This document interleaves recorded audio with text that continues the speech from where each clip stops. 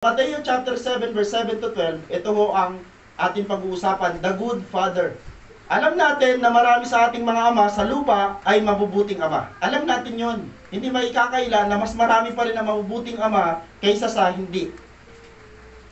Kasi hindi ho lahat ng ama sa lupa mabubuti. May mga ama ho talaga na hindi maganda ang ginawa. Alam naman natin no, nababalitaan natin, yung ama, inabuso niya ang kanyang anak, yung ama ho, may hindi sa ginawa maganda sa kanyang asawa. So, pero sa kabuuan, marami pa rin ho ang mabubuting ama. Subalit kahit gaano kabuti ang ating ama sa lupa, mayroon pa rin tayong makikita sa kanila na kakulangan at kahinaan. Kaya kahit gaano kabuti ang ama na mayroon tayo dito sa lupa, hindi pa rin kayang tumbasan nila ang kabutihan ng ating ama na nasa langit. May mga panahon sa buhay natin na kailangan natin ng presensya ng ating ama. Pero alam ko, hindi lahat na nandito mayroon pang ama.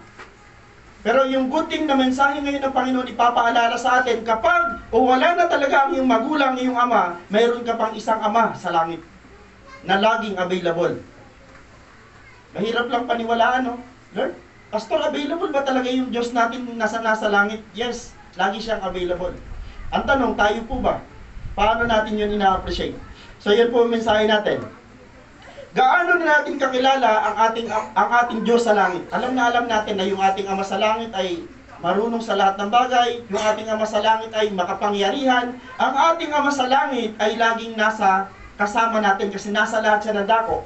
Pero sabi dito, pero isa sa titulo na huwag natin kalilimutan patungkol sa ating Diyos ay ang kanyang pagiging Ama. Ang ating Ama sa langit, siya ay mabuting Ama. Amen. Mabuti ang ating Ama. So ito ho, sa panahon na ito, sabi ko sa inyo kayo, napapanahon yung mensahe ito kasi Father's Day. Alam niyo ho, kahit tayo mga magulang, tayo mga ama, especially sa mga ama, kahit anong effort ang ibigay natin sa ating mga anak, magkukulang pa rin tayo kasi number one, hindi tayo Diyos na nakakaalam kung ano ba talaga ang kailangan ng ating mga anak. Yes, nagpo-provide tayo financially, nagpo-provide tayo sa mga anak natin ng materially, pero hindi natin kayang abutin yung emotional at spiritual na kanilang kalalagayan. Tama po ba? Yun ang kailangan natin malaman ngayon. So, ang Diyos natin na pag-aaralan ngayon ay hindi lang basta siya Ama, kundi siya yung pinakamabuting Ama na nasa langit. Yun ang ating pag-aaralan. Why is our Heavenly Father a good Father? Yan ang sasagutin ng mensahe sa Mateo chapter 7 verse 7 to 12. Sasagutin yung tanong na ito kung bakit naging mabuti at naging pinakamabuti ang Diyos na nasa langit kumpara sa ating mga magulang dito sa lupa. Number one, sabi dito, unang dahilan kung bakit siya ang pinakamabuting ama o mabuting ama na nasa langit. Bakit? Number one, He is a responsible Father. Ngayon, pag sinabi mo, Pastor, responsible din akong ama, babalikan ko lang, yes, responsible tayong ama, pero yung pinakamalalim na needs ng ating mga anak, hindi natin kayang isupply. Si Lord, ang the best na tatay. Okay? So dito ho, sa Mateo chapter 7 verse 7, mauuna muna yung responsibility, hindi muna ng Diyos. Kanino po responsibility yung ask, seek, and knock? Sa atin muna to. Tingnan nyo, basahin natin. Humingi kayo at kayo bibigyan, humanap kayo at kayo makatatagpo, kumatok kayo at kayo pagbubuksan. Sino po ang kakatok, sino ang hahanap, at sino ho ang hihingi? Tayo. So trabaho natin, pananagutan natin, responsibility ng mga anak ng Diyos na humingi sa Diyos. Anong kulang sa'yo? Humingi ka sa Diyos. Lord, wala ako ngayon ng gantong bagay. Humingi ka sa Diyos kasi yun ang iyong pananagutan. Sabi ng Bible, sabi ni Jesus Christ, wala pa kayong natatanggap hanggang ngayon kasi wala pa kayong hinihingi sa Diyos Ama sa pangalan ko. Sabi ni Jesus. So ngayon yung part muna natin. Sabi ng Panginoon, humingi kayo at kayo bibigyan, sure na bibigyan. Humanap kayo at kayo makatatagpo, humatok kayo at kayo pagbubuksan, yan ang pangako ng Panginoon. Ano lang ang trabaho natin? Humingi, humanap, at kumatok. Yun lang ang trabaho natin. Trabaho ng Diyos, yung pangalawa. Anong trabaho ng Diyos? Sapagkat ang bawat humihingi ay tatanggap, trabaho ng Diyos ang magbigay. Amen. Kung nag-ask ka sa Panginoon, Lord, gusto ko nito, Panginoon, pahingi nito, trabaho mo yon. Ang trabaho ng Diyos, bigyan ka ng iyong hinihingi. Ang bawat humahanap ay makatatagpo, at ang bawat kumakatok ay pagbubuksan. Yun ang trabaho ng Diyos. Kaya balikan natin. He is a responsible Father. Yung ating responsibility pag ginawa mo, ito ang gagawin ni Lord. God is aware to meet our needs. Imposibleng hindi ng Panginoon katagpuin ang pangangailangan mo kung nag-knock, nag-ask at nagsika sa Kanya. Imposible. Dahil kung ang tatay natin sa sanlibutan, yung tatay natin sa laman, pupuntahan mo, hihingan mo ng mga bagay na kulang sa'yo, hindi ka pahihindihan, lalo't meron naman siya. How much ang Diyos na mayroon ng lahat ng bagay? Amen po ba? Mayroon po bang bagay na wala ang Diyos? Lalo kung ang paghihingin mo sa Panginoon ay isang bagay na makabubuti sa'yo, hindi ka pahihindihan ng Diyos. He is a responsible Father because God is aware to meet our needs. Sinigurado ng Biblia na ang Diyos ay mabuting Ama dahil siya'y responsableng Ama na alisto at batid kung ano yung mga pangangailangan ng kanyang anak. Ano ba ang pangangailangan mo ngayon? Name it. Emotionally, spiritually, materially, financially, lahat ng yan pwede mo idulog sa Diyos. Although hindi siya bababa para katagpuin ka, hindi siya bababa mula sa langit para kausapin ka, pero gagamit siya ng mga tao para tugunin ang iyong mga pangangailangan. Tunay ang Diyos na pinag-aaralan natin. He is a responsible Father. Okay? So ito, habang inaaral natin, sa mga tatay na nandito, magkakaroon tayo ng idea, gusto ko rin maging mabuting ama, then maging responsable tayong ama. Ano ho ang pagiging responsableng ama? Kapag may hinihingi sa iyo ang anak mo, ibigay mo. Yun ang una nating responsibilidad. Pero, wag na wag ka magbibigay sa anak mo pag hindi pa siya nahingi. Kasi baka mayroon kang ma-raise na bata na hindi ho tama yung paglaki. Kailangan ng bata matutong humingi sa magulang. Kasi yun ang maganda hong patakaran. Prinsipyo yung pinag-aaralan natin. Turuan mo ang bata mo, ang iyong anak na humingi sa iyo bilang magulang, pero hindi ho lagi lahat ng hihingin ibibigay mo. Kasi yun ang pangalawang puntos natin. Okay? Una, mabuti siyang ama kasi responsable siya. Pangalawa, sabi dito, why is our Heavenly Father a good Father? He knows what is best for His children. Yun ang pangalawa. Ang ating Ama sa langit ay mabuti dahil alam niya ang pinakamakabubuti sa anak niya. Amen. Amen po ba? Balikan natin yung kanina nakaka-confuse ito. Sabi dito, if his son asks him for bread, will give him a stone? Tanong yan, sabi ni Jesus Christ. If he asks for a fish, will give him a serpent? Tanong yan ni Jesus Christ sa mga disipulo na kausap niya. Kasi ang kausap niya dito, mga disipulo niya, sabi niya, bibigyan ba ng ama yung anak niyang humihingi ng tinapay ng bato? Bibigyan ba niya ang anak niya na humihingi ng isda ng ahas? Ang kausap niya dito ay mga normal na tao na mga tatay din. Okay? Ang sabi ni Jesus Christ, your Father who is in heaven, give good things to those who ask Him. Yan ang malinaw. Binibigyan ng Diyos ang mga anak niya at ibibigyan niya ang mga anak niya ng mga bagay na makabubuti lang. Amen. Sabi dito, Mateo chapter 7 verse 7 to 12, bibigyan ba ninyo ng bato ang inyong mga anak kapag siya'y humingi ng tinapay? Bibigyan ba ninyo siya ng ahas kapag siya'y humingi ng isda? Kung kayong masasama, grabe yung word, no? Sabi ni Jesus Christ sa mga disipulo, kung kayong masasama, kasi nga, ako, kung ikumpara sa Diyos na nasa langit bilang tatay, ikumpara ako kay Joshua bilang tatay ni Joshua, walang-wala po ako. Ang katumbas ko sa harapan ng Diyos ay masamang tatay. Bakit po? Ibig sabihin, may kahinaan, may kakulangan. Hindi kayang mag-provide ng 100% doon sa anak ko. Kaya sabi ng Panginoon ni Jesus dito sa mga disipulo niya, kinukumpara niya yung tao sa Diyos. Sabi niya, pag ikinumpara ka sa Diyos bilang tatay, ang katumbas mo ay isang masama. Okay? Ibig sabihin ko ng salitang masama, hindi o totally makasalanan, kundi yung word na masama ay nagkulang at may kahinaan. Gaano kaya ang inyong Ama na nasa langit, bibigyan niya ng mabubuting bagay ang sino mang humihingi sa Kanya. Bibigay ng Diyos yung mabubuting bagay sa mga anak na humihingi sa Kanya. Tingnan niyo po ang conclusion natin. Sabi dito, He gives them what they need and not what harms them. Okay? He gives them what they need and not what harms them. So binibigay ng Panginoon at bibigyan ng Panginoon ng mga anak niya na humingi sa Kanya ng mga bagay na mabubuti lamang. Hindi ng Panginoon ibibigay yung isang bagay na hihingi natin na maaari nating ikasama. Ano sabi dito? Hindi niya ibibigay ang isang bagay na hinihingi natin na ikapapahamak natin. Alam niyo mga kapatid, Pag nag-pray ka sa Panginoon, Lord, gusto ko lumago, gusto ko magpagamit sa'yo, then ang sagot minsan ng Diyos ay yung hindi mo expected. Minsan ang sagot ng Panginoon ay taliwas sa gusto mo, dahil ang sagot ng Diyos, yung pa rin ang the best na sagot. Amen po ba? Sino dito ang gusto mo gamit ng Panginoon? Lord, gusto ko talagang magpagamit sa'yo. Lord, gusto ko na talagang ibigay ang buong buhay ko sa'yo. Tinanggal ka ngayon ng Diyos sa trabaho, nagkaroon ka ng matinding pagsubok sa buhay. Minsan nag-i-emote ka sa Panginoon, Lord, bakit ganito? Di ba pinag-pray mo yan? Minsan ganun tayo. Sino dito nag-pray ng trabaho? Nung binigyan ka ng Panginoon ng trabaho, nandun ka na sa trabaho, ang bigat ng trabaho, ay pinag-pray mo yan. Tama po ba?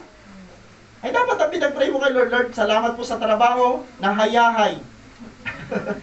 Ayun, pag nagkaroon ka ng trabaho na hayahay, yun, prayin mo. Kaya lang, maliit ang sweldo. Okay, nag-gets ba natin? Balikan ko lang ha.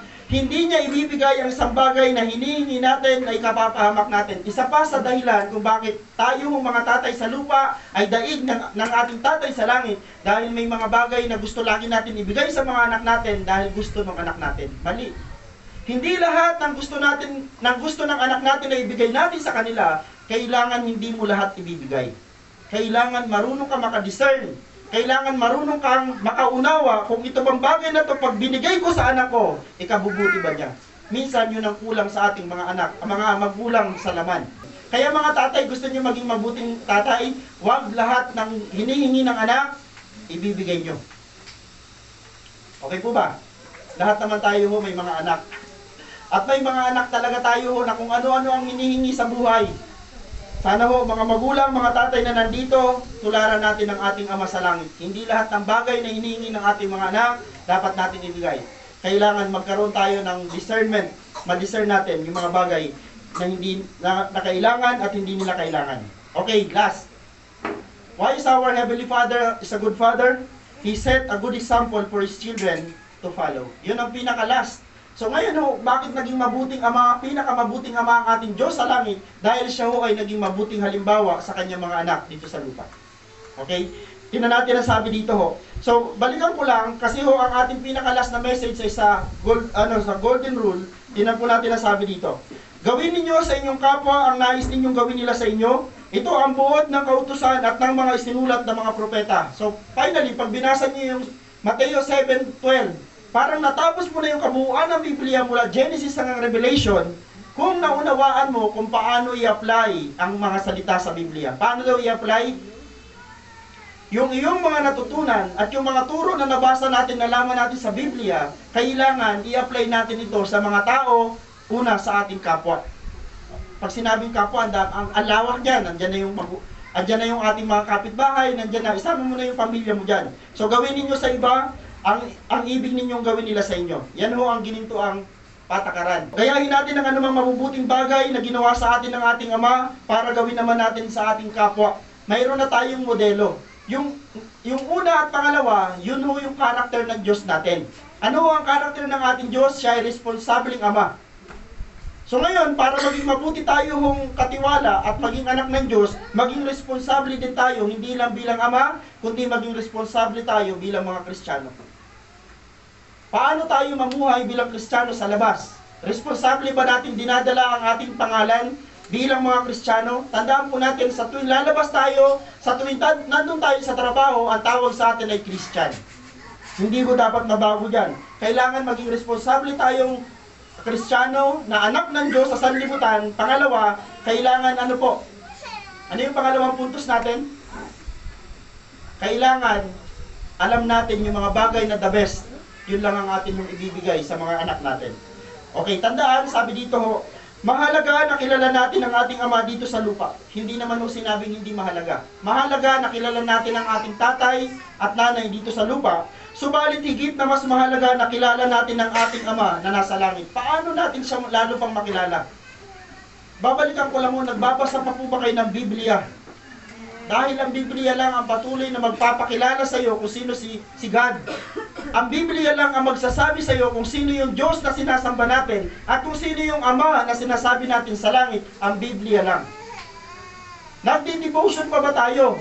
Nagpipray pa ba tayo? Okay? Sabi dito, ang ating Ama sa langit ay higit na mabuti kaysa ating mga magulang sa lupa. Higit niyang alam ang mga bagay na kailangan at makabubuti sa atin. Yung mga magulang natin sa lupa, kaya lang mag-supply ng mga bagay na hanggang sa lupa lang. Pero yung ating Ama sa langit, kaya mag-supply ng mga bagay na eternal. Yun yung isang bagay na gusto kong ipaalala sa inyo. Ang Diyos ay kayang mag-supply ng isang bagay na mas marami kaysa kayang ibigay ng ating mga magulang sa lupa. Okay? Sabi dito, hindi niya tayo tutugunin sa ating mga panalangin ikapapahamak natin kahit anong luhod natin. Kaya huwag nating ipilit ang mga bagay na gusto natin pero hindi naman talaga para sa atin at maaaring ikapahamak pa natin. Tama ho na humingi sa Diyos. Tama ho na kumatok sa Diyos. Tama ho na hanapin siya, pero humali na ipilit natin yung bagay na gusto lang natin. Ang ating dapat gawin, sabihin natin sa Panginoon, let your will be done. Amen po ba? Ganito pa ba tayo mag-pray? Lahat tayo ho ay mayroon tinatawag na prayer time. Pero sa panalangin natin, bakit napaka-powerful yung salitang let his will be done? Dahil ito po ang paliwanag dyan. Sabi dito, napakahalaga ng salitang kalooban mo maganap o mangyari dahil ibig nitong sabihin, una, lubos nating ginagalang siya bilang ating mabuting magulang. Yung mga magulang nga natin sa laman, nagpapaalam tayo, sinisecure natin na itong ating prayer ay connected sa kanilang gusto. Pero minsan may mga sa magulang, nagkakamali pa sila kasi bakit po tao lang sila at hindi rin nila alam kung ano yung kalooban talaga maganda para sa kanilang mga anak. Pero sa Diyos, mga kapatid, alam ng Diyos kung ano yung pinaka-the best na will niya para sa iyo. Amen po ba? Alam ng Diyos ang pinaka-the best na will niya para sa iyo. Okay? Sabi dito, lubos tayo magtiwala sa Diyos na ating Ama na higit na nakakaalam ng mas makabubuti para sa atin. Yun ang sinasabi ko sa inyo. Dahil ang Diyos natin, He knows yung best para sa atin. Alam ng Diyos ang pinaka-the best na bagay para po sa atin. So, balikan ko lang ho, sabi dito ho, yung Diyos na ating pinag-aaralan ay Diyos na nakakaalam ng makabubuti para sa atin. Lubos nating pagkatiwalaan ng kanyang karunungan bilang Diyos na ating Ama na nakakaalam ng lahat ng bagay. Kaya ho, napakahalaga na tayo ho ay marunong magsabi, Lord, let your will be done. Hamon ho, lubos tayo magtiwala sa ating mabuting Ama na nasa langit dahil siya ay responsableng Ama. Pangalawa, dahil alam niya kung ano ang pinakamabuti para sa ating mga anak niya at siya ang nagpapakita ng magandang halimbawa para sundin at tularan nating mga anak niya. Last na hamon, ipakita natin sa iba ang ugali ng ating mabuting Ama sa langit. Ang ating mabuting Ama sa langit ay hindi kailanman nakita at magpapakita sa isang tao. Pero sa pamamagitan ng ating mga tamang pamumuhay at mga buhay na patotoo, upang makita nila ang ating mabuting Ama sa langit na hindi nakikita. Tayo po ang magpapakita ng Diyos na hindi nakikita. Sa pamamagitan ng ating tamang pamumuhay, sa pamamagitan ng ating buhay na patotoo, yung Diyos na hindi nakikita, makikita ng mga tao sa ating paligid. Di ba kung magsasabi sila, siguro, alam mo, napakabuti ng yung Diyos. Napakabuti ng yung Ama sa langit. Bakit po? Nakikita sa atin. Tandaan natin ho, tayo ang magre-reflect ng Diyos na sinasamba natin. Yung mga magulang natin sa lupa, pagka pumunta ka sa ibang lugar, sino ang unang nare-reflect? Yung magulang. Kung ang isang bata ay magalang, ano sinasabi? Ay, mabuti magulang yan. Ay, kung ang isang bata ay hindi, pinalaki yung ano. Lagi, di ba, ang tapon, yung bato lagi ay sa mga magulang. Kaya mga magulang, kung gusto nyo lagi mapapurihan kayo, sikapin nyo palakihin ang inyong mga anak sa tamang pag-uugali. Amen po. Ito ho ang mensahe ng Panginoon sa Diyos po ang pinakamataas na papuri, the good Father in heaven.